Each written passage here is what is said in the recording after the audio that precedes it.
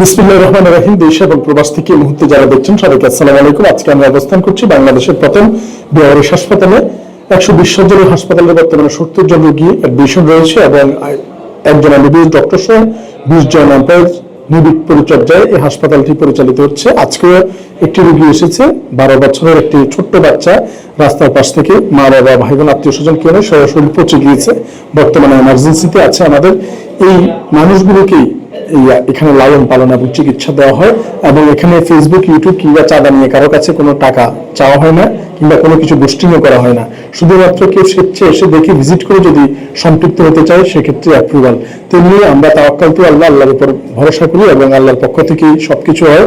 এবং আজকে আমাদের এখানে মাসে প্রচুর খাবার প্রয়োজন হয় এবং তাদের জন্য এই নিত্য প্রয়োজনীয় আজকের খাবার এগুলো স্পন্সর করছে আমাদের মাহবুব ভাই, জিসান ভাই, দেলোয়ার ভাই, আনিস ভাই, জিসান ভাই, দেলোয়ার ভাই এবং কিছু প্রবাসী বন্ধুরা। হ্যাঁ, তো আজকে এখানে আমরা দেখতে পাচ্ছি মাংস রয়েছে, লাউ রয়েছে, চাল রয়েছে, ডাল রয়েছে এবং নিত্য প্রয়োজনে মরিচ মশলা, হলুদ, কফি, ডিম, অনেক কিছু এখানে কাঁচা বাজার সহ এখানে এই নানাবিধ বাজার নিয়ে আসছে।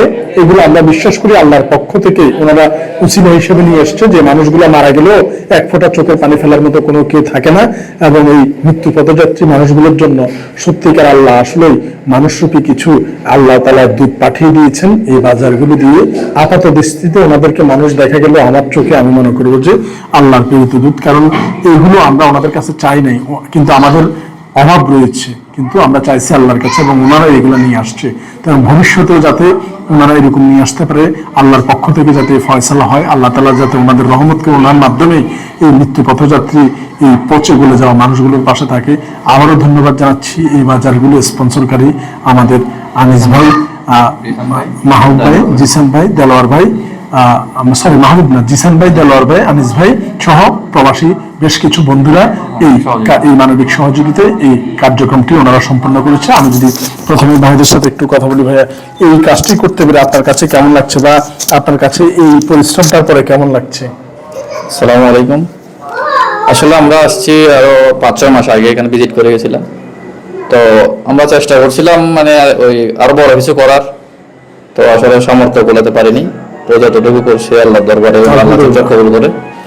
আর আসলে আমরা তো এটা করতে পারি আমাদের থেকে আমরা নিজেরাই অনেক সৌভাগ্যবান মনে করছি, কারণ এই ধরনের ব্যবহার একটা হাসপাতালে মানে এভাবে মানবিক শওকত ভাই আজকে ওদের একটা স্থাপনা করে দিয়েছে, সেই জন্য আমরা শওকত ভাইকে অনেক ধন্যবাদ জানাচ্ছি।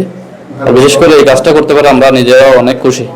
আসসালামু আলাইকুম। ধন্যবাদ জিসান ভাই। আনিস ভাই কেমন লাগছে? না, একটু শুকরিয়া আদায় করুন। এত কষ্ট করে নিয়ে আসছেন।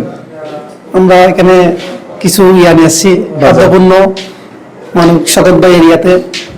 আসলে আমরা চাইছিলাম আরো বড় কিছু করার জন্য, পারি না এখন একটু সবার একটু এর জন্য, কিন্তু আজকে আসতেছে অনেকদিন ধরে, কিন্তু আজকে সময় বের করে চলে আসি এগুলো দেওয়ার জন্য। এখানে আসলে মানুষগুলা দেখলেই মন খারাপ লাগে, মানে তেমন জানি কিরকম ছেলে মেয়ে তো সবার আছে, মা বাবা সবার আছে, মানে দেখলে একটা ইয়া লাগে। তো সেই জন্য আমরা সামান্য খাদ্যগুলো নিয়ে আসছি আর কি। আসসালামু আলাইকুম।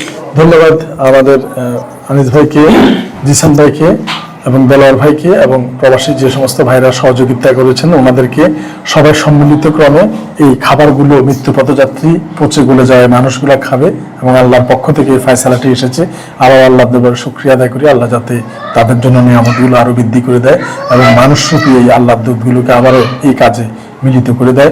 সবাই হাসপাতালটি ভিজিট করবেন। হাসপাতালের ঠিকানা হচ্ছে চট্টগ্রামের ওয়াজেদিয়াতে আবার কেয়ার হাসপাতালের পেছনে 120 শয্যার বেসরকারি হাসপাতাল, দেশের প্রথম বেসরকারি হাসপাতাল।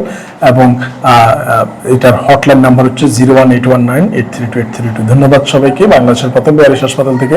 আসসালামু আলাইকুম ওয়া রাহমাতুল্লাহি ওয়া বারাকাতুহু।